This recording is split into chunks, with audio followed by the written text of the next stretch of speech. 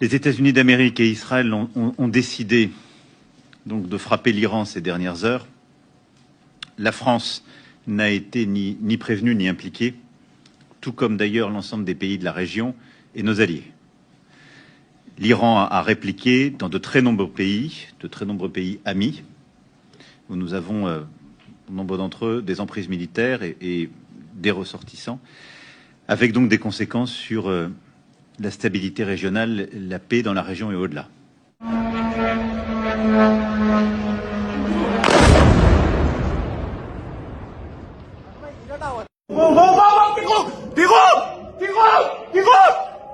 इंशाअल्लाह ताला बजेगा, इस दफा बजेगा इंशाअल्लाह। अल्लाह अकबर इंशाअल्लाह सही लगेगा इंशाअल्लाह। इंशाअल्लाह मिस हो जा, इंशाअल्लाह मिस हो गया ये।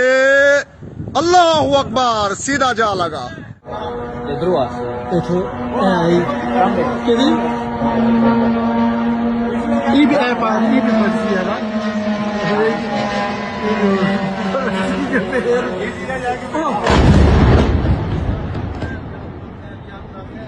इस साइड हो चलो, इस साइड हो चलो।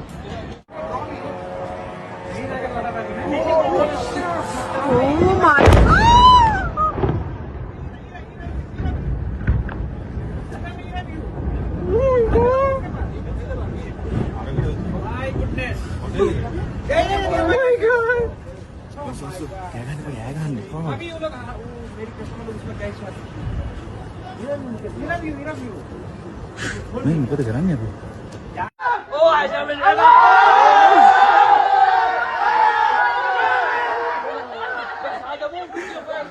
La base la plus importante aux Émirats Arabes Unis, qui a été prise à trois salves de missiles ont visé cette base depuis l'Iran.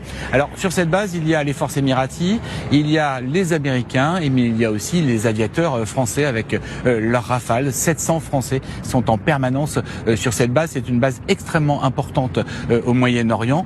Les bases américaines dans la région. On va le voir sur une image très impressionnante à Bahreïn de ce drone qui arrive et qui va ensuite, voilà, vous le voyez juste ici, il arrive et il en est suivi d'une forte explosion avec une épaisse fumée. Les gardiens de la Révolution confirment que c'est bien la marine américaine qu'ils ont pris pour cible. Une base américaine également visée au Koweït avec des dégâts très importants selon nos dernières informations, ou encore au Qatar avec cette épaisse fumée à proximité de la base d'Al-Udeid, base américaine que vous voyez donc juste ici, qui avait déjà été ciblée par l'Iran dans la guerre des 12 jours en juin dernier. Très clairement, ce sont les intérêts américains qui sont ciblés.